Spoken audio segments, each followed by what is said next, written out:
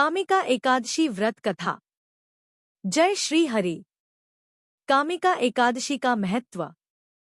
अर्जुन ने कहा, हे प्रभु, मैंने आषाढ़ माह के शुक्ल पक्ष की देवशयनी एकादशी का सविस्तार वर्णन सुना।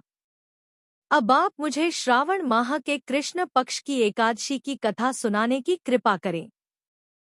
इस एकादशी का नाम क्या है? इसकी विधि क्या है? इसमें किस देवता का पूजन होता है?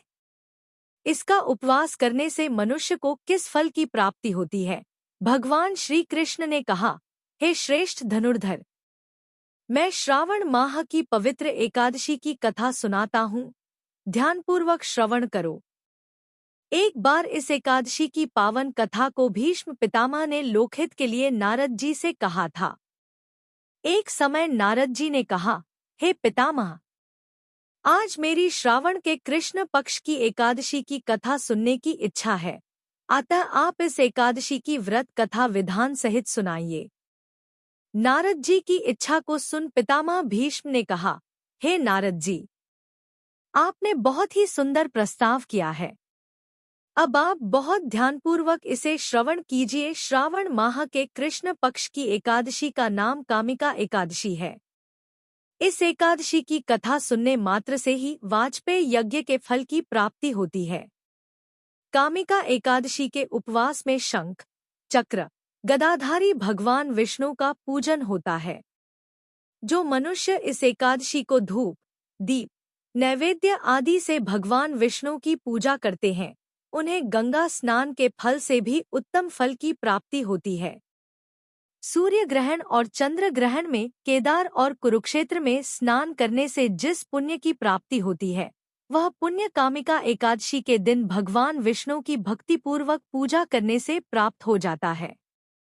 भगवान विष्णु की श्रावण माह में भक्तिपूर्वक पूजा करने का फल समुद्र और वन सहित पृथ्वी दान करने के फल से भी ज्यादा होता है। व्यतिपात में गंडकी नदी में स्नान करने से जो फल प्राप्त होता है, वह फल भगवान की पूजा करने से मिल जाता है।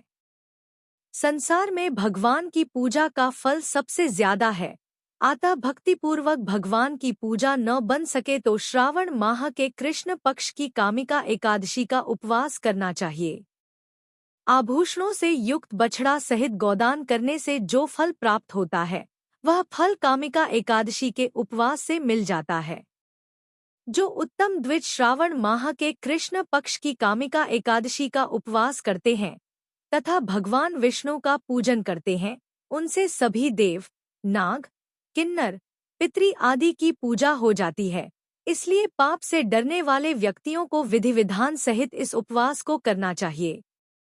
संसार सागर तथा पापों में फंसे हुए मनुष्यों को इनसे मुक्ति के लिए कामिका एकादशी का व्रत करना चाहिए। कामिका एकादशी के उपवास से भी पाप नष्ट हो जाते हैं। संसार में इससे अधिक पापों को नष्ट करने वाला कोई और उपाय नहीं है। हे नारद जी, स्वयं भगवान ने अपने मुख से कहा है कि मनुष्यों को अध्यात्म विद्या से जो फल प्राप्त होता है, उससे अधिक फल कामिका एकादशी का व्रत करने से मिल जाता है। इस उपवास के करने से मनुष्य को न यमराज के दर्शन होते हैं और न ही नरक के कष्ट भोगने पड़ते हैं। वह स्वर्ग का अधिकारी बन जाता है। जो मनुष्य इस दिन तुलसी दल से भक्तिपूर्वक भगवान विष्णु का पूजन करते हैं, वे इस संसार सागर में रहते हुए भी इस प्रकार अलग रहते हैं, जिस प्रकार कमल पुष्प जल में रहता हुआ भी जल से अलग रहता है। तुलसी दल से भगवान श्रीहरि का पूजन करने का फल 1 बार स्वर्ण और 4 बार चांदी के दान के फल के बराबर है।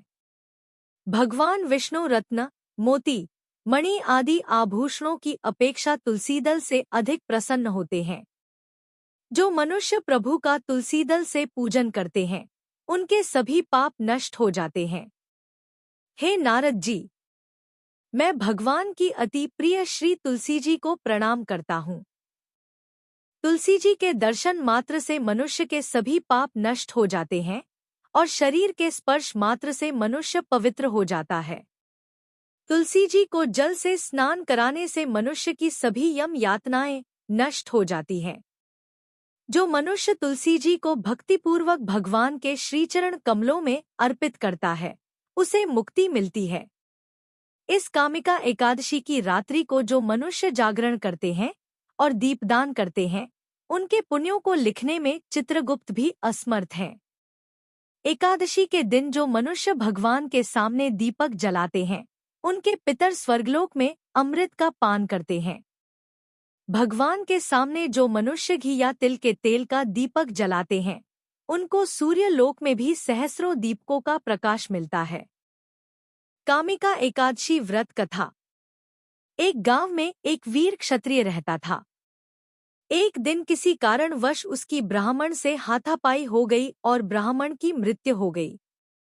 अपने हाथों मरे गए ब्राह्मण की क्रिया उस क्षत्रिय ने करनी चाहिए, परंतु पंडितों ने उसे क्रिया में शामिल होने से मना कर दिया। ब्राह्मणों ने बताया कि तुम पर ब्रह्महत्या का दोष है।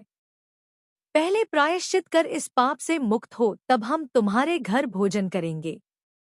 इस पर क्षत्रिय ने पूछा कि इस पाप से मुक्त होने के क्या उपाय है।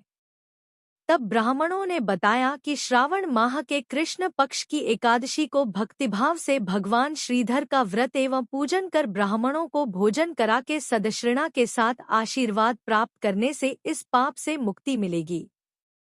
पंडितों के बताए हुए तरीके पर व्रत कराने वाली रात में भगवान श्रीधर ने क्षत्रिय को दर्शन देकर कहा कि तुम्हें ब्रह्महत्या के पाप से मुक्ति मिल गई है। इस व्रत के करने से ब्रह्महत्या आदि के सभी पाप नष्ट हो जाते हैं और इहलोक में सुख भोग कर प्राणी अंत में विष्णुलोक को जाते हैं। इस कामिका एकादशी के महात्म्य के श्रवण व पठन से मनुष्य स्वर्गलोक को प्राप्त करते हैं। जय श्री हरि।